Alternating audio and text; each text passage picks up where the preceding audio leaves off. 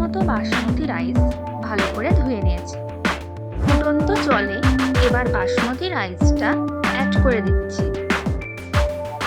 জলে দিয়ে দিচ্ছি পরিমাণ মতো নুন, দিয়ে দিচ্ছি পরিমাণ মতো রাইস ব্র্যান অয়েল। এবার ভালো করে মিক্স করে দিচ্ছি। 3টে পেঁয়াজ চপ করে নিচ্ছি। পুরো প্রসেসে আমি এই পেঁয়াজটা ইউজ করব। চপ করে নিচ্ছি কাঁচা লঙ্কা, একেবারেই চপ করে নিচ্ছি 10-12টা রসুনের কোয়া। কড়াই গরম হয়ে গেছে, এবার দিয়ে দিলাম 1 টেবিল স্পুন বাটার। বাটারটা মেল্ট হয়ে গেলে তাতে দিয়ে দিচ্ছি চপ করে রাখা রসুন কুচো। ভালো করে ভেজে নেব।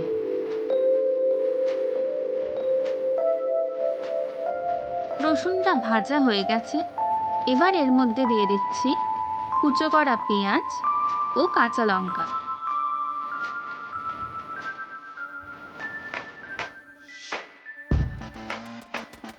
পেঁয়াজও নরম হয়ে এসেছে, এবার এর মধ্যে দিয়ে দিচ্ছি মিক্সড হার্বস।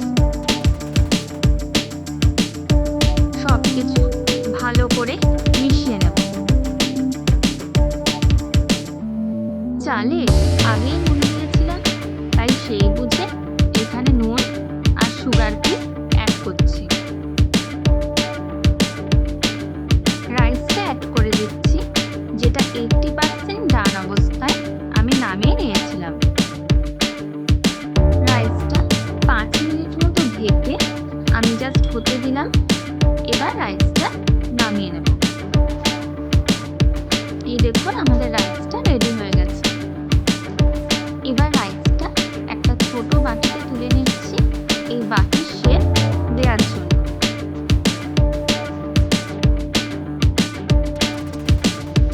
নেক্সট আমাদের সিজলার প্যাটারে ভেজিসগুলো রেডি করে নেব। ফার্স্টেই একটা ইয়েলো বেল পেপার স্কোয়ার করে কেটে নিচ্ছি। সেমভাবেই কেটে নিচ্ছি গ্রিন ক্যাপসিকাম।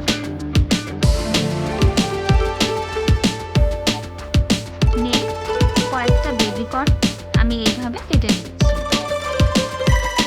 নিয়ে নিয়েছি একটা গাজর, এবার গাজরটাকে কেটে নিচ্ছি।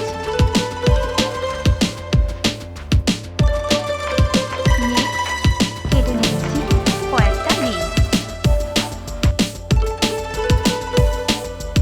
নিয়ে নিয়েছি একটা টমেটো, সেটাকে জাস্ট হাফ করে নিলাম। সব ভেজিস কাট করা হয়ে গেছে, এইবারে কড়াইতে বাটার দিয়ে দিলাম।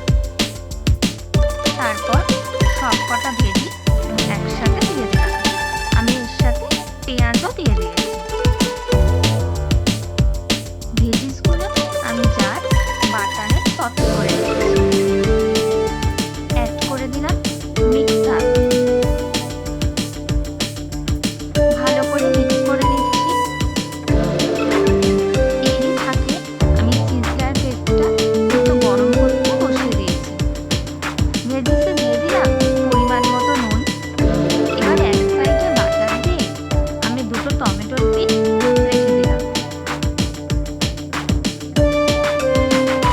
ভেজিস একদম রেডি হয়ে গেছে। নেক্সট সিজলার প্ল্যাটারের জন্য ফ্রেঞ্চ ফ্রাইস বানিয়ে নেব। একটা বড় আলুকে কেটে নিচ্ছি।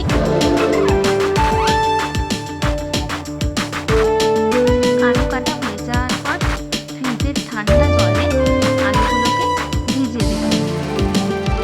আফটার 2 আওয়ার আমি আলুগুলোকে জল থেকে তুলে নিয়েছি, আর টিস্যু দিয়ে বাকি জলটাও ভালো করে সোক করে এবার তেলে দিয়ে দিচ্ছি।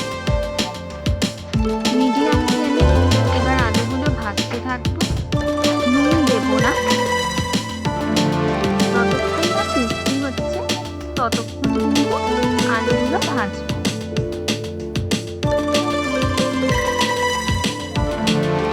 আমাদের ফ্রেঞ্চ ফ্রাইস রেডি হয়ে গেছে। এবার বানিয়ে নেব সিজলার প্ল্যাটারের সিজনিং প্রন কারি।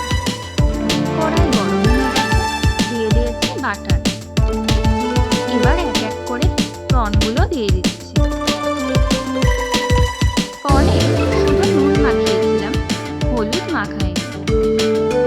বাটারে ভালো করে ভেজে নেব। প্রনগুলো ভাজা হয়ে গেছে, এবার তুলে নিচ্ছি। বাটারে অ্যাড করে দিচ্ছি চপড গার্লিক।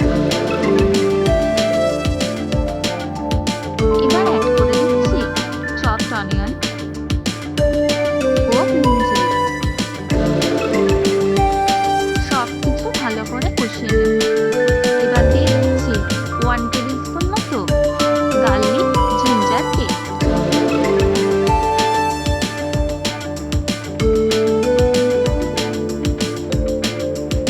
দিয়ে দিচ্ছি 1 টিস্পুন মতো রেড চিলি পাউডার।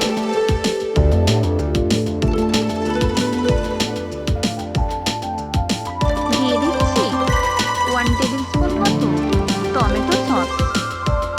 এবার ভালো করে মিক্স করে নেব। ভেজে রাখা কর্নগুলো এবার এতে অ্যাড করে দিলাম। অ্যাড করে দিলাম পরিমাণ মতো সল্ট। স্বাদ অনুসারে চিনিও অ্যাড করে দিলাম। এবার ভালো করে কষিয়ে নেব। দিয়ে দিলাম অল্প জল। এবার ঢাকা দিয়ে দেব। কর্ন কারি রেডি হয়ে গেছে।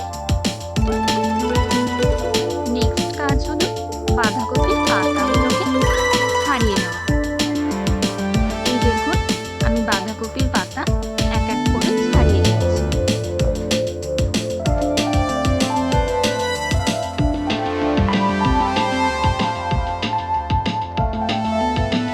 এবার সিজলার প্লেটে সবকিছু অ্যাসেম্বল করে নেব। সিজলার প্লেটটা খুব সাবধানে উডেন স্ট্যান্ডে প্লেস করে দিলাম। বাঁধাকপির পাতাগুলো এবার এই প্লেটে সাজিয়ে দিচ্ছি। একদম ফার্স্টেই পজিশন অনুযায়ী ভাতটা প্লেস করে দিলাম। এবারে দিয়ে দিচ্ছি সটে করা ভেজিটেবল। এরপর দিয়ে দিচ্ছি প্রন কারি। প্রন কারি ভাতের ওপরও দিয়ে দিলাম কিছুটা, আর কিছুটা এদিকে ভেজিটেবলের ওপরও দিয়ে দিলাম। দেখুন কি সুন্দর ধোঁয়া বেরোচ্ছে প্রন কারি দেওয়ার সাথে সাথে। সিজলারের এটাই বিশেষত্ব, সেটা নিশ্চয়ই আপনারা জানেনই।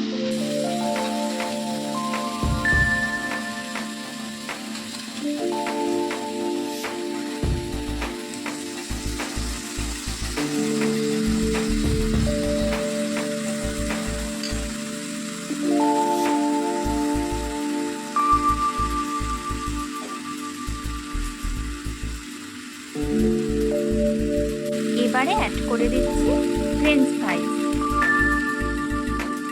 আমাদের প্রন সিজলার প্ল্যাটার একদম রেডি হয়ে গেছে।